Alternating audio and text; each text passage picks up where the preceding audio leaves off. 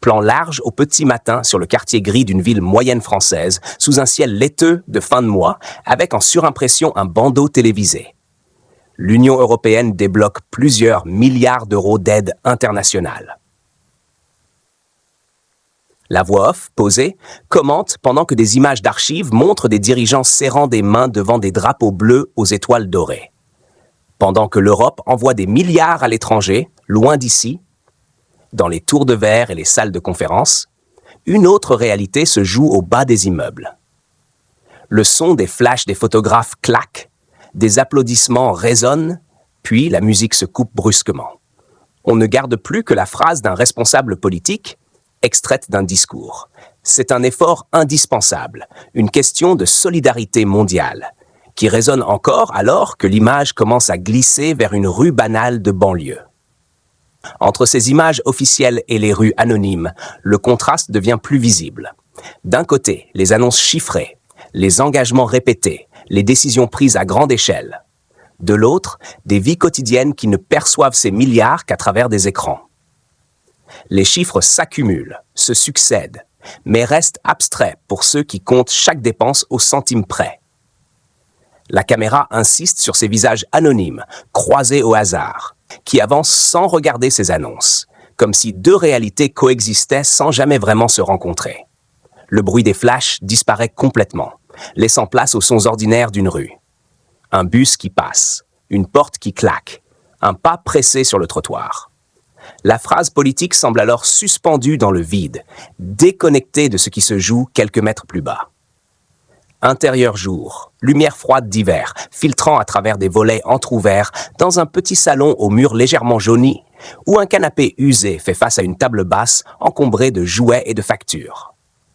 Un père de famille, la quarantaine, barbe de quelques jours et épaules voûtées, s'assoit lentement devant un vieux ordinateur portable posé au bord de la table.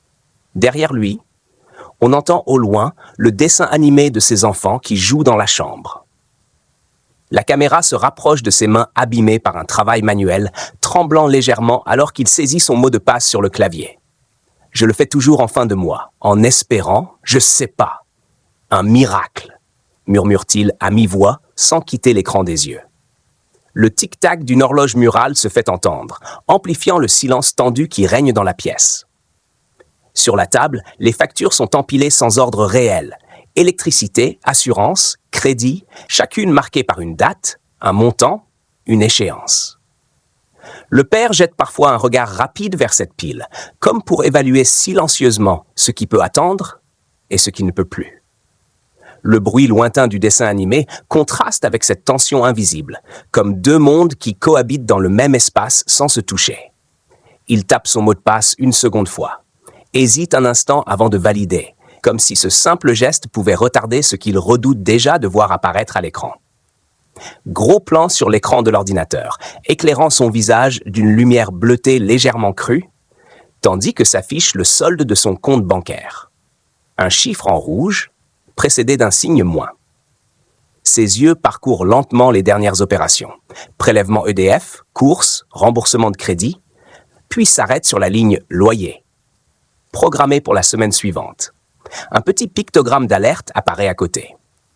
Le père inspire profondément, pince les lèvres, puis laisse échapper un souffle court, comme si l'air lui manquait. C'est mort. Je pourrais pas payer, dit-il dans un murmure qui se brise, la gorge serrée. La caméra capte le reflet de ses traits tirés dans l'écran. Ses sourcils se froncent, ses yeux brillent, sans qu'aucune larme ne tombe vraiment, et sa main vient instinctivement frotter son front comme pour chasser un mal de tête. En arrière-plan, le bruit du dessin animé continue, mais il semble désormais lointain, étouffé, comme si le son lui-même s'éloignait. Sur l'écran, les lignes défilent encore. Petites dépenses, achats nécessaires, charges fixes qui ne laissent aucune marge. Chaque opération devient un rappel silencieux d'un équilibre déjà fragile. En voix off, pendant qu'il fixe toujours le solde, on entend. Pour beaucoup de familles, la fin du mois commence le 10 et le loyer devient un compte à rebours permanent. Dans le même salon, quelques minutes plus tard, la lumière n'a pas changé, mais l'atmosphère s'est alourdie. Les enfants courent brièvement derrière lui, riant, avant de disparaître à nouveau hors champ, inconscients de la tension. Le père se penche sur une pile de papier étalée devant lui. Avis d'échéance, rappel de paiement, lettre du propriétaire. Et les aligne méthodiquement, presque mécaniquement, comme pour reprendre un semblant de contrôle. J'ai déjà repoussé 2 fois. Si je l'appelle encore, je sais même pas quoi lui dire, confie-t-il à la journaliste hors champ, dont on entend seulement la voix douce demander « Vous avez peur de quoi, concrètement ?» Il hésite, regarde vers le couloir où jouent ses enfants, puis répond d'une voix étouffée. « Qu'on doive partir, qu'on se retrouve. Je sais pas où, avec eux ?» en montrant du menton la chambre d'où parvient un éclat de rire. Sur les documents, certaines dates sont entourées, d'autres soulignées, comme des rappels urgents qu'il ne peut plus ignorer. Il prend une feuille, la repose, puis en prend une autre, incapable de décider par où commencer. Le contraste entre les rires des enfants et la gravité des mots écrits sur ces papiers devient presque insupportable.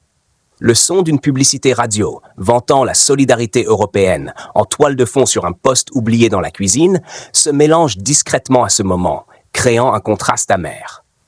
Plus tard dans l'après-midi, la lumière décline et jette des teintes orangées sur le même salon, accentuant la fatigue des traits du père, désormais seul sur le canapé, téléphone à la main.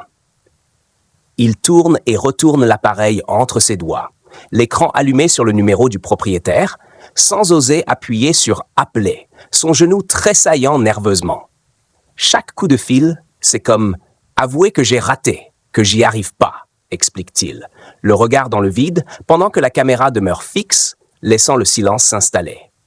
À travers la fenêtre, les bruits de la rue continuent. Une voiture qui démarre, des voix lointaines, la vie qui suit son cours. Lui reste immobile, suspendu à cette décision simple en apparence, mais lourde de conséquences. Son pouce frôle l'écran sans appuyer, recule, revient, comme si ce geste concentrait toute la pression accumulée. Au bout de quelques secondes, il appuie finalement sur la touche verte. On entend la tonalité retentir, puis une voix masculine répondre au bout du fil. « Allô ?» Le père avale sa salive, ferme brièvement les yeux et dit, à peine audible, « Bonjour, c'est pour le loyer de ce mois-ci. » Sa phrase se perdant dans un fondu sonore, tandis que la voix off reprend. Derrière les grands chiffres et les annonces spectaculaires, il y a ces voix, presque inaudibles, de ceux qui comptent chaque euro pour simplement garder un toit au-dessus de leur tête.